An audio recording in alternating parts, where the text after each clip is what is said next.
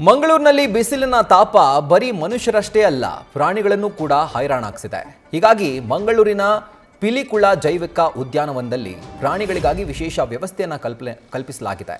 ರಾಜ್ಯದ ಎರಡನೇ ಅತಿದೊಡ್ಡ ಪಿಲಿಕುಳ ನಿಸರ್ಗಧಾಮದ 150 ಎಕರೆ ಪ್ರದೇಶದಲ್ಲಿ 130 ಪ್ರಭೇದಗಳ 1370ಕ್ಕೂ ಅಧಿಕ ಪ್ರಾಣಿ ಪಕ್ಷಿಗಳಿದ್ದಾವೆ. ಇನ್ನು ಅವುಗಳಿಗೆ ತಣ್ಣನೆಯ ವಾತಾವರಣವನ್ನು ಕಲ್ಪಿಸುವ ನಿಟ್ಟಿನಲ್ಲಿ ಕುಡಿಯೋಕೆ ಯಥೇಚ್ಛವಾಗಿ ನೀರನ್ನು ನೀಡೋದರ ಜೊತೆಗೆ ಅವುಗಳು ಸುತ್ತಾಡುವಂತಹ ಪ್ರದೇಶದಲ್ಲಿ ನೀರು ಸಿಗುವಂತೆ ಮಾಡಲಾಗಿದೆ.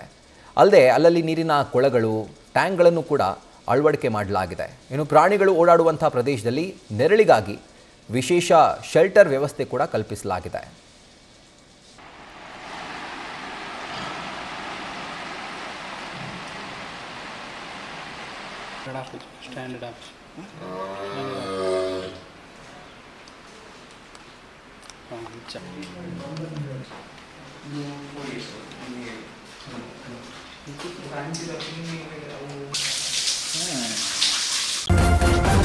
ನ್ಯೂಸ್ ಫಸ್ಟ್ ನಿರ್ಭೀತಿಯಿಂದ ನಿಮ್ಮ ಪರವಾಗಿ.